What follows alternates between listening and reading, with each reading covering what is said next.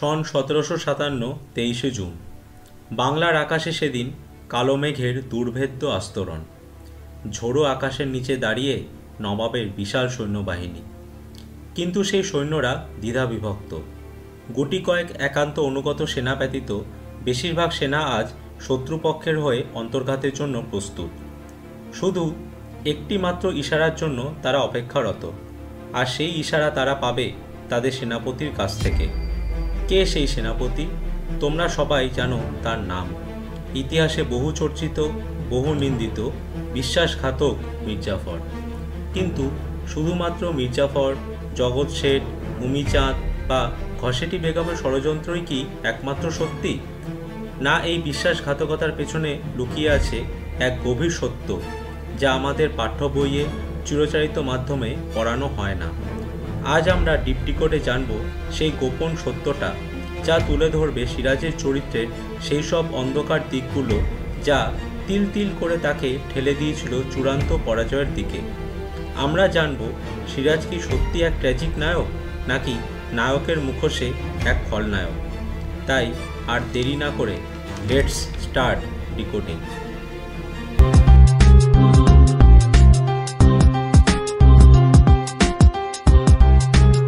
মাতামহ অর্থাৎ দাদু আলীবর্দী খাঁয়ের আদরের নাতি সিরাজ ছোটবেলা থেকেই রাজকীয় আদরে মানুষ।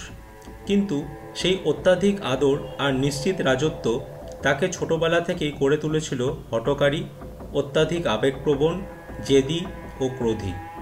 আলীবর্দী তাকে সিংহাসনে উত্তরাধিকারী করলেও স্পষ্ট বুঝতে পেরেছিলেন এই ছেলেটির মস্তিষ্ক শান্ত নয়। ইতিহাসবিদ যদুনাথ সরকারের মতে সিরাজ ছিল এক দুষ্টু খামখেয়ালি তরুণ। শাসনের পরিপক্কতা তার মধ্যে একেবারেই ছিল না। 1756 সালে আলীবর্দীর দেহত্যাগের পরেই সিরাজের রাজ্যাভিষেক ঘটে।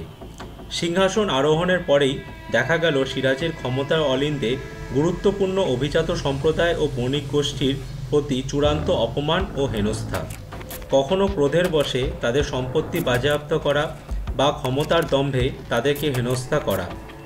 ঘসেটি বেগম, মির্জাফর, জগৎ শেঠ এরা সবাই সিরাজের ক্রোধের শিকার হন, যাদেরকে প্রকাশ্য রাজদরবারে অপমান করা, কটূক্তি করা এক নিত্যনৈমিত্তিক ঘটনা হয়ে দাঁড়িয়েছিল।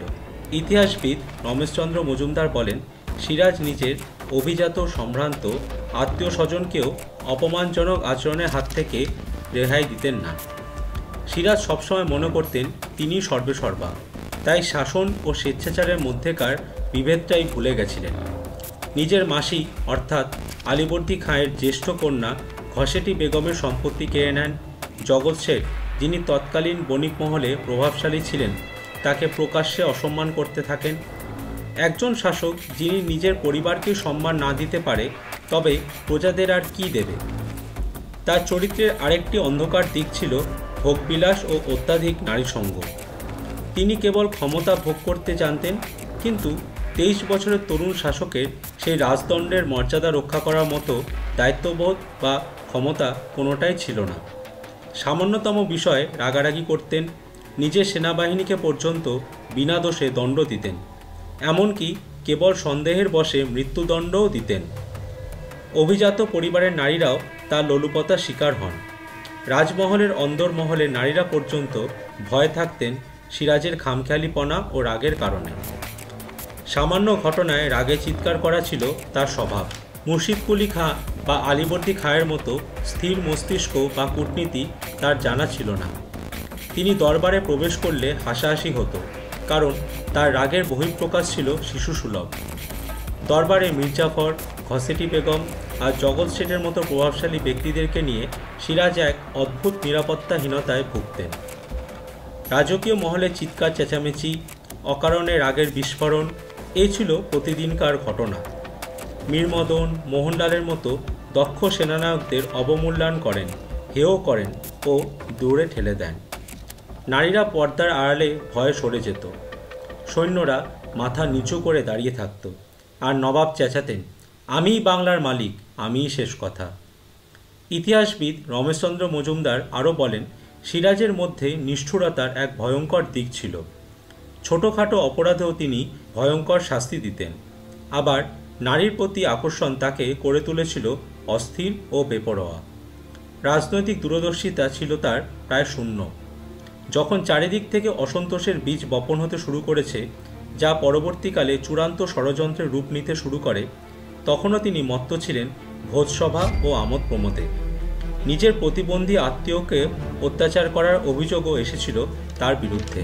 রাজপ্রাসাদে তার আচরণ ছিল ভয়ের উদ্রেককারী। নারী, পুরুষ, সেনা, আধিকারিক সকলেই নবাবের অকারণ রাগে আতঙ্কে থাকতেন। কথিত আছে, একদিন প্রাসাদের ভিতরে এত চিৎকার করেছিলেন যে পাশের মহিলারা ভয়ে কান্নায় ভেঙে পড়ে। অপরদিকে রাজকার্যে মন না দিয়ে রাত কাটাতেন ভোগ বিলাসে। প্রজাদের দুঃখ কষ্ট, বাণিজ্যের সমস্যা কিংবা ইংরেজদের বাড়তে থাকা শক্তি, এসব যেন তার নজরেই আসতো না। প্রজাদেরও কর আদায়ের জন্য অত্যাচার করা হতো। সৈন্যরা গ্রামে গিয়ে শোষণ করতেন। জমিদার শ্রেণীর সঙ্গেও সিরাজের সম্পর্ক তলানিতে ঠেকেছিল। এই সকল ঘটনার সাক্ষাৎ প্রমাণ যদুনাথ সরকার, রমেশচন্দ্র মজুমদার, নিহার রঞ্জন রায় প্রমুখ বিদগ্ধ ইতিহাসবিদদের গ্রন্থে লিপিবদ্ধ। এছাড়া তৎকালীন ইংরেজ ও ফরাসি লেখকদের কলমেও বারবার ব্ল্যাক হোল ট্র্যাজেডি, প্রজাদের উপর জুলুম ও নারী লোলুপতার প্রসঙ্গ উঠে এসেছে, যা সিরাজের চরিত্রকে অনেকাংশে কলঙ্কিত করেছিল।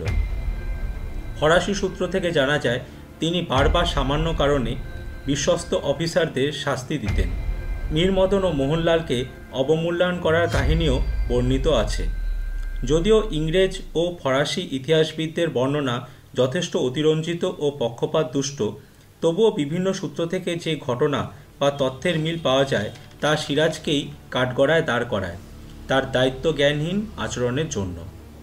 নিহার রঞ্জন রায় লিখেছেন, সিরাজের স্বেচ্ছাচারিতা আর হঠকারিতা ইংরেজদের জন্য সুবর্ণ সুযোগ এনে দেয়।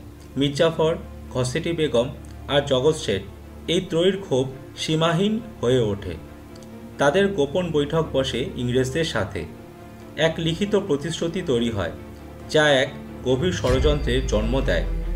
মির্জাফর সেনাদের অসন্তোষের সুযোগ নিয়ে ও অর্থ দিয়ে যুদ্ধে নিশ্চল থাকার পরিকল্পনা করেন। জগৎ শেঠ অর্থ সাহায্যের প্রতিশ্রুতি দেন ইংরেজদের এবং ঘসেটি বেগম তার সম্পত্তি ও সম্মান পুনরুদ্ধারের বদলে সিরাজের দুর্বলতা, রাজপ্রাসাদের ও প্রশাসনের বিভিন্ন গোপনীয় ও গূঢ় তথ্য ইংরেজদের নিয়মিত প্রদান করতে থাকেন, যা বাংলার ভবিষ্যৎকে এক অন্ধকারের দিকে ঠেলে দেয়। প্রজাদের থেকেও তিনি কোনো নৈতিক সমর্থন পাননি। এই যুদ্ধ কেবলমাত্র সিরাজের ব্যক্তিগত অহং ও ইংরেজদের অপ্রতিরোধ্য উচ্চাকাঙ্ক্ষার সংঘাতে পরিণত হয়। না বাংলার অর্থনৈতিক সুরক্ষা, না প্রজার সুরক্ষা, কোনোটাই এই যুদ্ধের মূল লক্ষ্য ছিল না। কেবলমাত্র কিছু স্বার্থান্বেষী মানুষদের নিজ নিজ স্বার্থ রক্ষার তাগিদটাই বড় হয়ে দাঁড়ায়। মির্জাফরের ইংরেজদের বশবর্তী নবাব হওয়া, জগৎ শেঠ, উমিচাঁদ প্রমুখ বণিক শ্রেণীর নিজ নিজ বাণিজ্যের স্বার্থরক্ষা ও ঘসেটি বেগমের ব্যক্তিগত ঋত সম্পদ ও সম্মানের পুনরুদ্ধারের লক্ষ্যই বড় হয়ে দাঁড়ায়, যার ফলস্বরূপ 1757 সালের 23শে জুন পলাশীর যুদ্ধক্ষেত্র প্রস্তুত হয়। পলাশীর আকাশ আজ কালো মেঘে ঢাকা।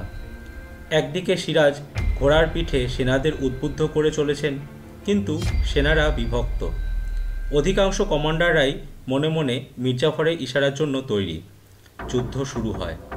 গুটি কয়েক সৈন্য নিয়ে ইংরেজ সেনাপতি রবার্ট ক্লাইভ কামানের গর্জনে ছত্রভঙ্গ করেন সিরাজের বিশাল সৈন্যবাহিনীকে, যারা আগে থেকেই যুদ্ধে নিশ্চল হয়ে দাঁড়িয়ে থাকে এবং কামানের গর্জনের কোনো প্রত্যাঘাত দেয় না। সন্ধ্যের আগেই শেষ হয়ে যায় সব কিছু। ইতিহাসের সবচেয়ে বিশ্বাসঘাতকতাপূর্ণ দিনে বাংলার জল, বায়ু, মাটি ইংরেজদের করতলগত হয়। পলাশী যুদ্ধের পর সিরাজ পালিয়ে যান, কিন্তু শিগগিরই ধরা পড়েন। মির্জাফরের লোকেরা তাকে নির্মমভাবে হত্যা করে। কেউ বলেন এটি রাজনৈতিক ষড়যন্ত্রের পরিণতি, আবার কারো মতে এটি ভাগ্যের এক নিষ্ঠুর পরিহাস। কিন্তু এ কথা অনস্বীকার্য। সিরাজের চরিত্রের দুর্বলতা, রাগ, হঠকারিতা আর বিলাসের প্রতি আসক্তি তাকে এই পথে নিয়ে যায়। আজও আমরা সিরাজকে একদিকে যেমন সহানুভূতিপূর্ণ দৃষ্টি দিয়ে দেখি, যার ছিল অদম্য সাহস, অন্যদিকে জিজ্ঞাসা চিহ্ন থেকেই যায় তার চরিত্রের এই সকল বৈশিষ্ট্য ও দূরদর্শিতার প্রতি। সে কি সত্যি স্বাধীনতার নায়ক, নাকি এক দুর্বল চরিত্রের শাসক যিনি বাংলাকে ঠেলে দিয়েছিলেন অন্ধকারের দিকে। ইতিহাস যেমন শুধু সাদা বা কালো নয়, সিরাজের কাহিনীও তেমন। তিনি একদিকে ছিলেন বাংলার শেষ স্বাধীন নবাব, অন্যদিকে নিজের চারিত্রিক দুর্বলতার বলি। আজ আমরা জানলাম সেই সকল অন্ধকারময় দিক যা আমাদের পাঠ্যপুস্তকে তেমন শেখানো হয় না। সত্যি কি সিরাজ শুধু নেতিবাচক চরিত্র, নাকি তার মধ্যে কিছু আলোও লুকিয়েছিল? এই উত্তর খোঁজার দায়িত্ব রইল তোমাদেরই হাতে। কারণ ইতিহাস শুধু অতীত নয়, ইতিহাস আসলে এক আয়না, যেখানে আমরা নিজের বর্তমান ক্রিয়াকলাপের পরিপ্রেক্ষিতে ভবিষ্যতের ছবি পাই। আজ তাহলে এ পর্যন্তই। দেখা হবে আবার পরের ভিডিওতে। আনটিল দেন, জয় হিন্দ।